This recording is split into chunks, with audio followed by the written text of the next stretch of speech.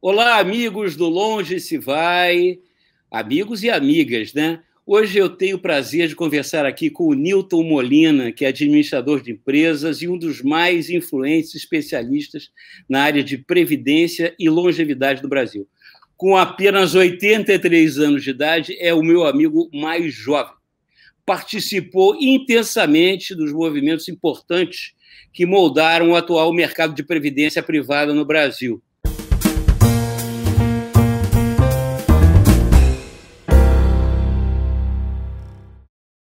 Ele foi um dos principais fundadores do Bradesco Previdência, do Icatu Seguros, do Grupo Bom Geral Aegon, quer dizer, era Grupo Bom Geral e hoje é o Bom Geral Aegon. Em 2016, o Newton fundou o Instituto da Longevidade, que é uma organização sem fins lucrativos destinada a difundir informações e apontar soluções para as grandes transformações que estão sendo trazidas aí pela revolução da tecnologia, da longevidade no Brasil e no mundo. Inclusive, no site, você vai encontrar um aplicativo que, se você vai respondendo umas perguntas, aquilo ali calcula a quantos anos você ainda tem de expectativa de vida, quanto você precisaria, né, guardar mensalmente para você fazer um plano de previdência pessoal ou contratado, enfim.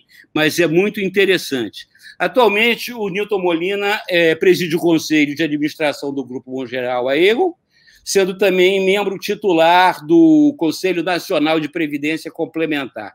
Por conta de sua biografia, sua atuação ativa, o Newton é uma das personalidades mais ouvidas quando se trata de falar sobre o futuro da Previdência e longevidade no Brasil.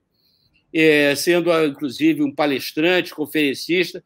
Com certeza você já deve conhecer o Newton de alguma parada aí.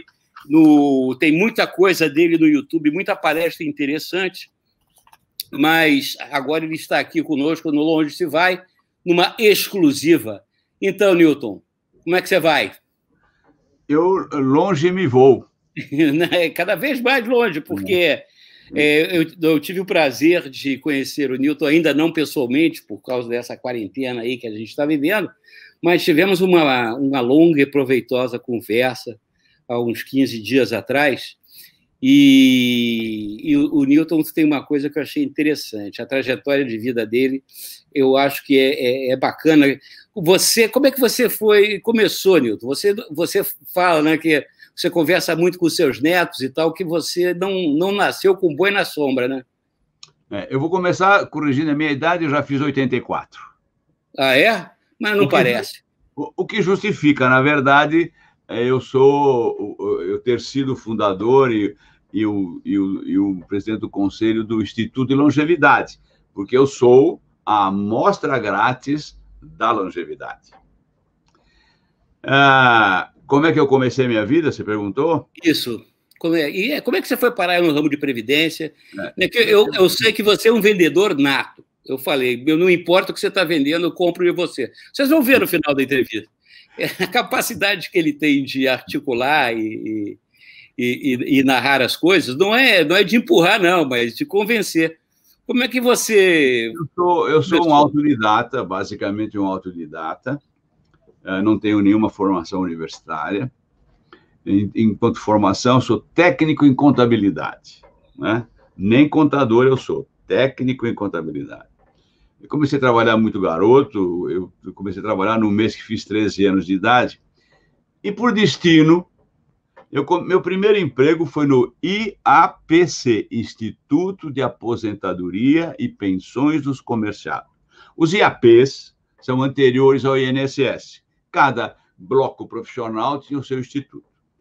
E eu, por acaso, fui trabalhar no IAPC, dos comerciários, no ambulatório médico. Eu era servente, ou seja, fazia arrumação, limpeza, isso. Interessante na minha vida, porque eu nunca esperava nesse momento que um dia eu me transformaria num especialista em previdência. Não há nenhuma... O destino já estava traçado. Mas sem nenhuma ligação, sabe? Eu era menino, fazendo 13 anos de idade, fui trabalhar como servente no ambulatório médico do Instituto de Aposentadoria e Pensões Comerciais. Então, tem uma premonição, alguma coisa, eu diria que um dia eu viraria um especialista nisso. Como é que eu entrei nessa questão?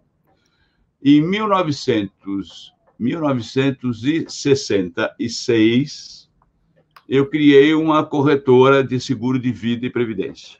Eu tinha 29 ou 30 anos, tinha terminado de sair de uma empresa, que na época era um Tex, Heron Indústria e Comércio, etc. Eu sou precursor do carnê, do baú da felicidade, tudo isso, mas isso é uma outra história que fica para uma outra vez. Eu entrei nesse negócio, portanto, nos idos de 1966, 67, com a criação de uma corretora de seguro de vida e previdência. E me apaixonei. Me apaixonei pela causa. Claro que depois me apaixonei pelo negócio, mas me apaixonei inicialmente pela causa. Né? E vender seguro de vida, vender previdência é uma ação nobre, difícil de vender, porque tanto no risco da morte ou da invalidez, as pessoas, mesmo aquelas pessoas que têm preocupação com isso, elas acham que não é com elas, não é isso? São jovens, não vão morrer agora, etc. E acumular dinheiro para o futuro também não era alguma coisa muito agradável. É muito melhor consumir do que guardar, não é isso? Principalmente o brasileiro, né? O brasileiro ele não tem no seu DNA essa coisa que o japonês tem, por exemplo, de poupar, né? Do chinês, oriental. Sim, não, mais ou menos, né? Porque, na verdade, o brasileiro ele não é diferente dos outros. É que o brasileiro foi levado a entender, pelo Estado brasileiro, que não precisava poupar. Por quê? Tem seguro-saúde de graça, não é isso? SUS. É um direito e uma obrigação, um direito do cidadão, uma obrigação do Estado. Então, você não precisa poupar para a saúde. A sociedade vai prover isso. Uhum. E você não precisa poupar também para a aposentadoria. Porque 85% da população brasileira ganha menos do que o teto do INSS. Só 15% do cidadão brasileiro ganham acima do teto. Você entender como é que o teto do Brasil é muito elevado. Então, saúde você tem de graça. Previdência, o Estado vai prover também. Então, o jovem brasileiro, ao contrário do jovem americano, por hipótese, recebe da sociedade, recebeu e recebe da sociedade, do governo, sim, o diploma para gastar, e não a preocupação de poupar. Há uma diferença importante. Recebe o sinal, ganhe e gaste, e não ganhe, gaste, mas guarde e se proteja. Então, o brasileiro não é imprudente. Recebeu o sinal trocado. Sinal trocado esse que está mudando. A reforma da Previdência já apontou para onde vai o sistema no futuro próximo. A pandemia aponta outra coisa. Olha, querido, você é jovem, saudável, mas você pode morrer. Essas coisas estão mudando, mas o brasileiro, portanto, só para encerrar essa primeira pergunta que você fez de o brasileiro ser ou não ser imprevidente, eu diria, o brasileiro não é imprevidente. Recebeu o sinal trocado do governo. Ele pode gastar e não precisa poupar. Newton, nessa tua existência aí profícua, você já viu algum momento na história, não só do Brasil, da humanidade, em que a incerteza sobre o futuro é tão grande, nesses tempos aí de pandemia? Você que é um cara que vivido, você já viveu vários momentos importantes aí da história. Você já viu, você se lembra de alguma coisa assim parecida? A primeira crise que eu já era adulto, tinha 18 anos, já trabalhava há 5, 6 anos, portanto, já era uma pessoa que entendia remediavelmente das coisas. Minha primeira crise foi o suicídio de Getúlio, agosto de 1954. Então, de lá para cá, para não ir mais para trás, de lá para cá, eu assisti todas as crises. As crises foram desarrumadas, foram demandadas por questões econômicas, atritos, guerras, revoluções, terrorismo ou política. Não é isso? Uhum. Economia. 2008, quebra do sistema financeiro. Guerras, Iraque, Torres Gêmeas, né? Política, impeachment da Dilma. Essa crise é totalmente diferente. Primeiro, ela não é econômica, não é de guerra, nem de revolução, e não é política. Ela é, na minha visão, ela é a primeira grande crise democrática. Todos perdem. O rico se protege sempre, em qualquer efeito, menos desse. Mata rico, mata pobre, mata remediado, empobrece empresa grande, empobrece empresa pequena, empresa média.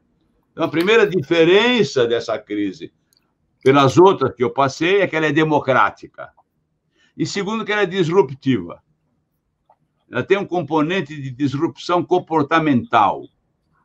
Acabei de ler hoje um trabalho sobre consumo da McKinsey, que era da McKinsey, e começa a mostrar as consequências no consumo da pandemia. As pessoas estão deixando não podendo fazer algumas coisas, estão deixando de fazê-las e não estão sentindo falta. Isso é incrível. Está acontecendo comigo, com você, eventualmente, que você esteja na tua casa. Sim. Você está deixando de consumir, você está deixando de gastar, portanto, sem você perceber, você começou um processo de poupança. E as pessoas vão daqui a 2 meses, 3 meses, 4 meses, 5 meses, acaba essa pandemia, ou diminui os efeitos mais brutais da pandemia, e você vai se dar conta que acho que você não precisa de automóvel. Acho que você não precisa de tanta roupa no seu armário. Você não vai a restaurante, eu não vou a restaurante faz 60 dias. E não estou sentindo falta nenhuma, que me perdoem os meus amigos donos de restaurantes. Por isso que eu digo que é uma crise de comportamento disruptivo. E que eu nunca vivi. Newton, acho que uma consequência, inclusive, eu acho que as pessoas vão passar a se preocupar mais com a saúde, com a higiene, com a saúde. E eu acho que uma tendência que a gente já estava vendo, que era cada vez a gente vê as pessoas mais longevas, né? Minha mãe está com 92 anos, meu sogro também está com 92 anos, meu pai viveu até os 91. A quantidade, eu tenho um amigo com 95 anos, todos produtivos, quer dizer, pessoas que, no mínimo, acompanham a realidade, as notícias e tal. Meu pai trabalhou até 85 anos, 86, sei lá, enfim. A gente observa que, por exemplo, na nossa geração, né, uma pessoa alcançar os 90 anos era uma façanha. Hoje é trivial. Agora, isso aí não vai trazer problemas para o futuro? Isso, 2 aspectos. Quer dizer, o meu recall de velhice era minha avó. Dos 4 avós possíveis, eu só conheci uma avó. Né? Qual é o recall? Ela sentadinha naquela cadeira de balanço, de palhinha, de vime, assim, velhinha, o rosto todo enrugadinho, etc. E ela faleceu. Faleceu com 60 anos. Era velhinha. Para você ver. Hoje, meu filho tem 60 anos, tem cara de guri. Entende? Vamos, isso é no dia a dia, mas vamos... Já que estamos falando de poupança, de proteção, de previdência, vamos lembrar como é que essa questão toda de previdência social aflora no mundo, né? Tem coisas muito antigas. O próprio Mongeral foi o INSS da Coroa, 1835, mas não vou tão longe. Vou a Bismarck, na Alemanha. 1888, 89, 90, quando ele cria o primeiro movimento de seguro social. E ele prometia 3 coisas. Um seguro qualquer para uma morte prematura, uma indenização para invalidez e começava a prometer uma coisa que não precisou cumprir, que era a tal de aposentadoria, um conceito novo que estava começando a acontecer no mundo, etc. Recebia muito e pagava pouco. Por quê? Não preciso ir tão longe, posso ir até 1960. 1960, minha gente, 1960, é ontem. A expectativa de brasileiro ao nascer era 53 anos. A expectativa de vida ao nascer na Europa, em 1889, devia ser 40 anos. E ele prometia aposentadoria aos 60, portanto, não pagava. De lá para cá, tudo aconteceu. Vamos pegar aqui 1962. Sai o Getúlio, entra o Jango. No sistema de previdência social brasileira, não tinha aposentadoria por tempo de contribuição. Era somente por idade, homem, 60 anos. Foi o Jango, através de um decreto, de uma lei, que instituiu também a aposentadoria por tempo de contribuição. Você começava com 20 anos, depois de 35, 55, podia se aposentar. Como era até agora há pouco, não é isso? Uhum. Em 1962, quando o Jango tira, deixa que você modifica o sistema, não importa o detalhe agora, né? Nessa ocasião, 1962, meses antes da Revolução, não é isso? Um pouco antes da Revolução, quando o Jango, a idade de aposentadoria era 60 anos. E a idade e a expectativa de vida do brasileiro era 53. Novamente, arrecadava muito e construía Brasília com esse dinheiro. Construía a Ponte Rio-Niterói, construiu a Belém-Brasília, porque pagava pouco. Daí em diante, essa coisa foi evoluindo, dois sentidos perversos. Primeiro, por demagogia, a aposentadoria ficou cada vez mais prematura, não é isso? É verdade. Uma professora, por ser professora e mulher, que tenha começado a trabalhar com 20 anos, aos 45 estava aposentada. E ela vai sobreviver até 90. Por isso ou por aquilo, você chega aos dias de hoje. Nos dias de hoje, a expectativa de vida ao nascer é 75 anos. Mas o que importa hoje nisso não é a expectativa de vida a nascer, é a esperança de vida na idade atingida. Isso tem valor econômico, que é o meu caso. 84 anos. Quantos anos eu tenho estatisticamente ainda? Na média. Não para mim especificamente, mas um conjunto de pessoas com a minha idade. Eu tenho mais 7 anos. Portanto, alguém morre hoje, não é isso? Desse conjunto de pessoas, e outro daqui a 14 anos, para dar a média de 7 anos. 4 com 7, 91 anos. Contra, quando eu nasci, em 1936, a expectativa de vida era 44 anos. 44 anos!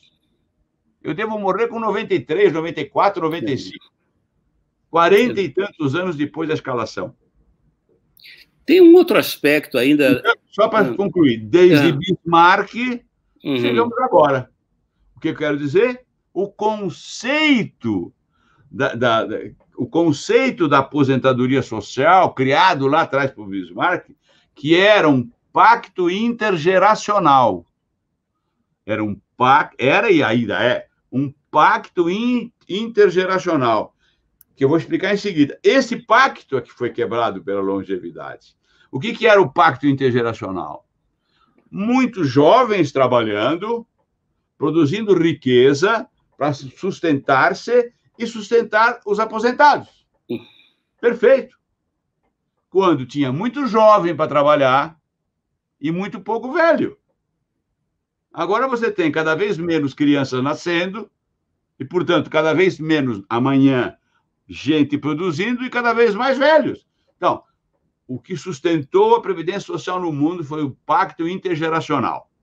Este pacto foi rompido, terminou. E por isso que, na minha opinião, o conceito de aposentadoria social, como nós conhecemos, caput, terminou. No lugar dele, vai vir a tua poupança, a minha poupança individual. É você mesmo, com a tua poupança, enquanto você é ativo, que você vai sustentar a tua inatividade. Eu acho que a ida do nosso sistema, no sistema brasileiro, tem ainda um outro ponto que é muito injusto, que, por exemplo, se você se aposenta como um funcionário do setor público, você se aposenta em determinadas condições muito diferentes daquela pessoa que se aposenta no setor privado, né? Eu, por formação, sou engenheiro, exerci engenharia e me aposentei como engenheiro. Mas é praticamente o teto do INSS, mas não é nem de longe, o dos meus amigos que estavam no setor público e que se aposentaram, e com esse agravante, numa idade que hoje as pessoas estão talvez no máximo da sua produtividade, do seu conhecimento, da sua experiência. Esse assunto merece um debate muito amplo, né? Na verdade, você tem uma casta privilegiada no Estado brasileiro, que é a casta dos funcionários públicos, mas não é todo mundo. Veja, eu não estou me referindo ao funcionário público Barnabé, da prefeitura, não. Ele está concentrado, na verdade, nas carreiras de Estado, nas carreiras de juízes, desembargadores e fiscais de renda, enfim, nas grandes categorias, né? Que não só eles se aposentam ou se aposentavam, porque alguma coisa mudou na última reforma também, né? Com o último salário, etc., como eles tinham garantia de estabilidade, etc. Mas eu gostaria de não colocar isso na nossa discussão, porque essa comparação é muito perversa. Eu vou ficar numa coisa que você disse: olha, eu sou engenheiro, né? Sou engenheiro e tal, e me aposentei com o teto da Previdência. Veja que coisa interessante, Marcelo. Se eu fizesse hoje, vou para a rua, vou numa festa, que tem lá muito coroa, etc., e eu vou fazer uma entrevista com 3, 4 coroas, perguntando o que eles acham do INSS. Chegaria para uma pessoa qualquer e dizer: companheiro, o que o senhor acha do INSS? Resposta: absurdo.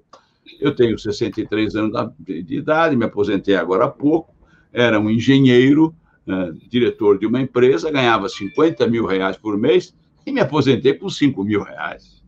Um absurdo. E o senhor, o que acha? O outro ia me falar a mesma coisa, não é isso?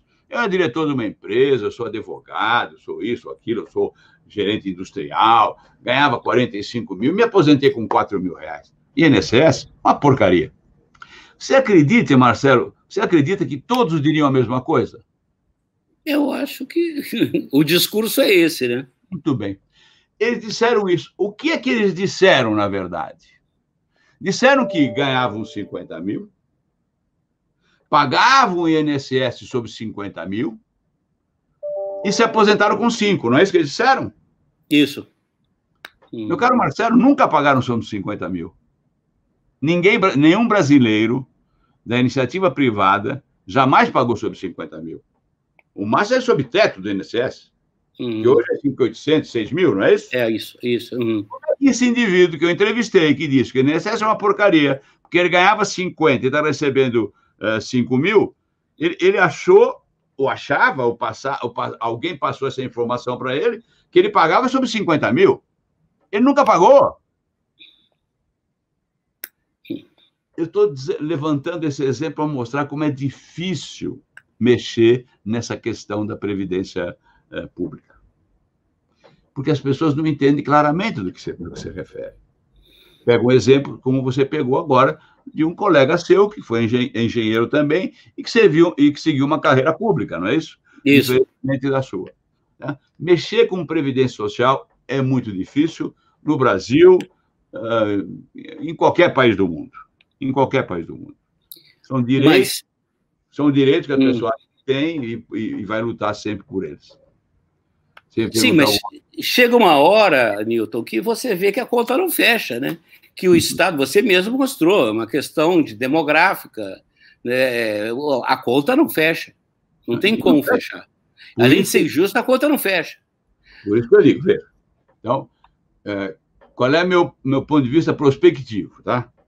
Olhando para frente, 10 anos, 15 anos. no máximo. O conceito de aposentadoria muda. Até quando as pessoas vão trabalhar? Enquanto conseguirem produzir.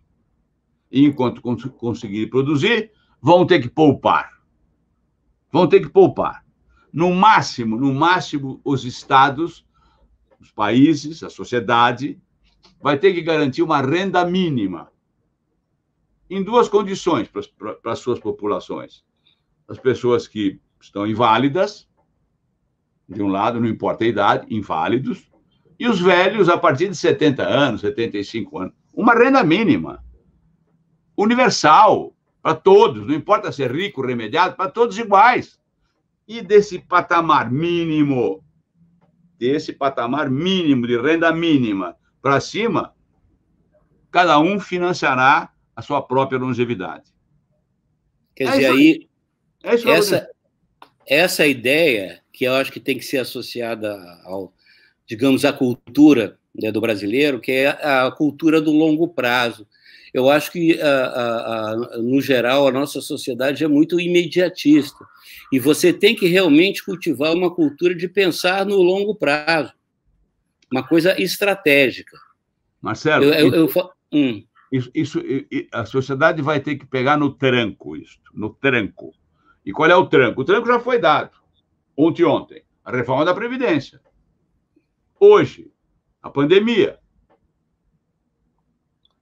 Veja, não é que de uma hora para outra o brasileiro vai ficar previdente e, portanto, previdente significa abrir mão de consumo de curto prazo, não é isso? Para poupar. Não, ele vai começar a poupar, sim, vai começar a se proteger com seguro de vida, de acidente, de invalidez, mais do que fazia, porque ele vai perceber a ausência do Estado. Ele vai perceber que é ele mesmo. Veja, como é que você financia a longevidade? O Estado, não é isso? Uhum. A família. Uhum. E você. Família. Com 1,5 de filho. Antigamente o cara tinha 10 filhos, porque filho era a aposentadoria, não é isso? Patrimônio. Patrimônio, muito bem. Não tem mais. Um filho e meio, ele vai ter que ganhar dinheiro para ele, para a família dele. Então esquece a família. Esquece a família.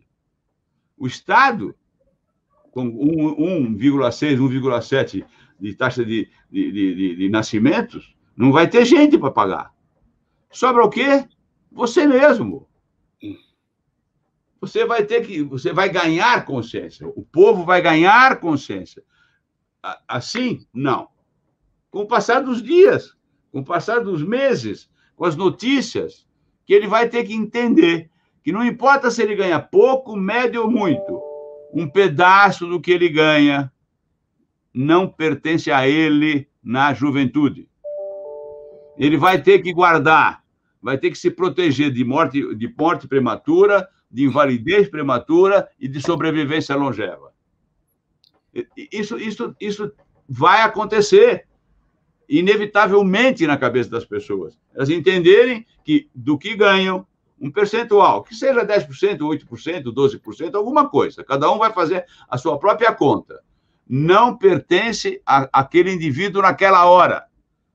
Ele vai ter, sim, que poupar e que se proteger para o futuro. Inclusive, você vai ter que definir qual é o padrão de vida que você imagina que vai querer ter aos 70, 80, 90 anos. Quais são as necessidades? Né? Eu vejo pela minha mãe, as necessidades de uma senhora de 92 anos são bastante diferentes de uma pessoa de 80, de 70. Enfim, você tem que fazer um planejamento. Da onde é que veio? Foi desse acúmulo de raciocínio que veio essa ideia do Instituto da Longevidade? Sim. Veja, eu me preocupo. Preocupa é um adjetivo meio pesado. Eu, profissionalmente, convivo com essa questão da longevidade. É o meu negócio, não é isso? A morte prematura é meu negócio, a invalidez prematura é meu negócio, e a sobrevivência também. E, em função disso, até como... Porque, veja, eu falei no começo que eu sou um autodidata, não é isso? Você sabe, Marcelo, qual é a única coisa que um autodidata tem certeza? Que ele não sabe. Que ele não sabe.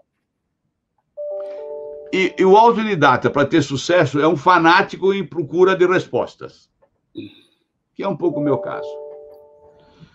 Entrei nesse negócio, já falei, em 1966, me apaixonei pela ideia de proteção, enfim, de longevidade, etc., e comecei a estudar tudo isso. E comecei a ler muito sobre o que estava acontecendo em termos de longevidade no que eu chamo Europa Velha, não é isso? Portugal, Espanha, França, Inglaterra, etc. E comecei a ver, na década de 60, não é isso? Que essa tal de longevidade já começava a existir nesses países. Vou dizer uma coisa interessantíssima. Em 1974, 75, o ministro da Previdência era o ministro Nascimento Silva. Não sei se você lembra dessa figura. E eu já era... não era membro do Conselho Nacional de Previdência de Seguros, mas era daqueles que sentam na cadeira depois da mesa principal das reuniões, etc. Terminou uma reunião e eu pedi se o ministro Nascimento Silva podia me atender. Ele, muito educadamente, me atendeu. E eu levei para ele 2 folhas de papel em que eu argumentava que a longevidade ia surgir no mundo, já estava surgindo, isso... E a minha segunda folha desse papel era a proposta de um novo sistema de previdência social no Brasil para o novo trabalhador, sem ferir direitos de ninguém. E claro que seria totalmente... Seria o que se propõe hoje em dia, tá? Moderno, cada um faz a sua aposentadoria, etc. O ministro me disse o seguinte: olha, senhor Molina, eu era garoto, me chamou de senhor Molina. Eu não sou especialista em longevidade, ele me disse. Tenho a mínima ideia se o senhor está certo ou errado, mas não tenho a mínima condição de levar a sua ideia para frente. Está sobrando dinheiro no INSS, como de fato estava.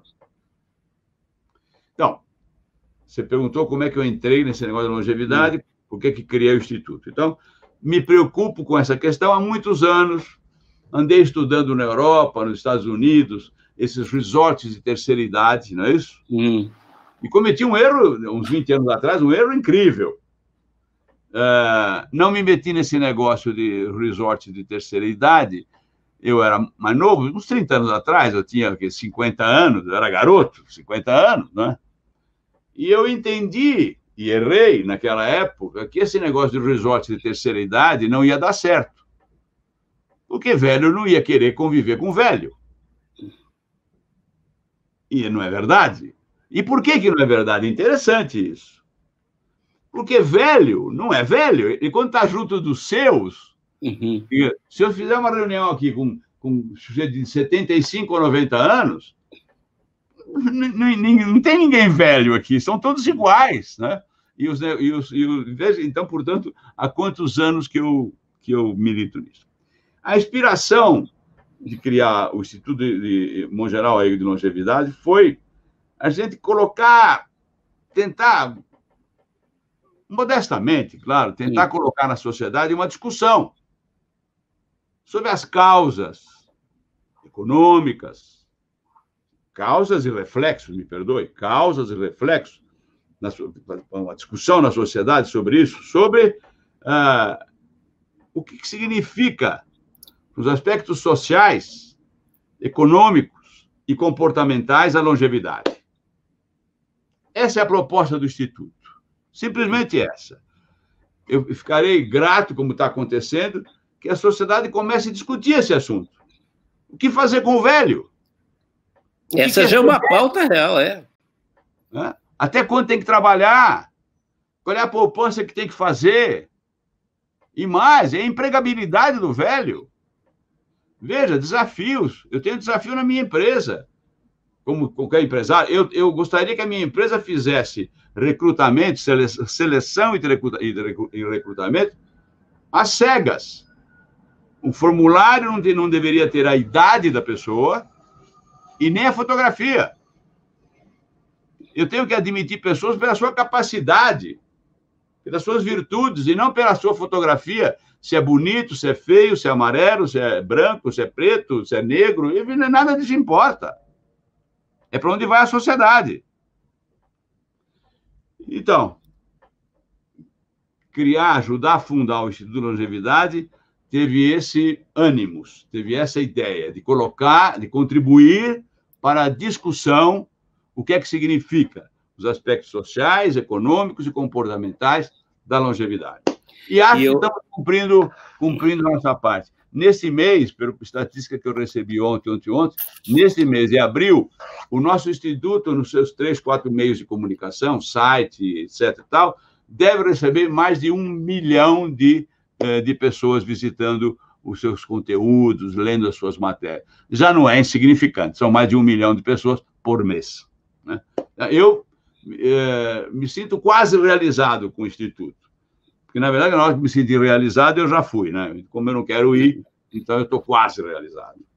Não, tem muito por fazer, mesmo porque essa questão de longevidade, ela realmente, muito recentemente, entrou na agenda das pessoas, na medida que elas estão vendo seus pais, né, seus avós viverem cada vez mais, e o custo de manutenção de uma pessoa idosa é realmente mais elevado. E o curioso também é que, por conta de cuidar dos nossos idosos, você cria novas atividades, novas profissões, quer dizer, aquilo que fazer a companhia, o que se chama hoje de cuidador, cada vez tem que ser mais especializado, tem que conhecer fisioterapia, enfermaria, enfim, várias coisas básicas, né? E é intensivo mão de obra, porque a pessoa precisa ser acompanhada 24 horas por dia. Você chega aí na revolução, na 4ª revolução industrial, não é isso? Uhum. Tenho participado de alguns debates sobre esse assunto, lido um pouco, etc. E, sei lá, inteligência artificial, robôs, enfim, tudo isso vai diminuir certamente os empregos formais das atividades conhecidas. Uhum. Empregos formais das atividades conhecidas. Isso não quer dizer que haveremos um desastre de desempregados, porque não faltará trabalho, não emprego, trabalho, e basicamente novos trabalhos, como um deles que você se referiu. De um lado. De outro lado, você vai ter que requalificar o velho. Requalificar o velho. Veja, algumas profissões, uma delas, apenas para colocar pessoas conhecidas. Se o nosso ex-presidente Lula resolvesse voltar a trabalhar na sua antiga profissão, ele não poderia. Ele precisaria ser requalificado, porque a profissão dele, que era torneiro mecânico, não existe mais. Cuidado, a profissão não existe mais, mas o profissional existe, saudável. A sociedade tem que ter processo de requalificação desse cidadão. Isso é uma coisa. Outra coisa, uma das colaborações do Instituto de Longevidade Mongeral Aego é um projeto de lei que chama-se RETA, que eu ainda a gente não conseguiu colocar no Congresso Nacional, porque tem tanta coisa para ser discutida nesse momento no Congresso Nacional, que isso não deveria passar. O RETA é o seguinte: Regime Especial de Trabalho do Aposentado. O que é isso? Veja, na outra ponta da sociedade você tem o jovem, não é isso? Isso. E você tem os programas de jovem aprendiz. As empresas adoram capturar esses jovens. Por quê? Porque não cria vínculo empregatício.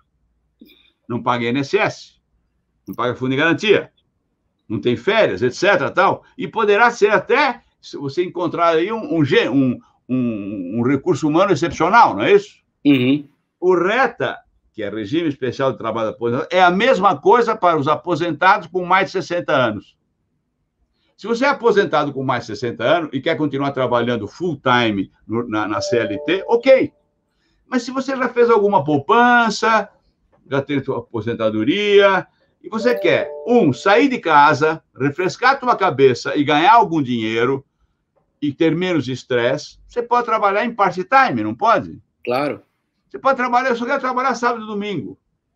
Eu quero trabalhar 3 horas por dia. Uhum. O empresário vai ter objetivo de contratar essas pessoas, porque, da mesma forma que o jovem empresário não cria vínculo empregatício, esse sujeito também não cria vínculo empregatício.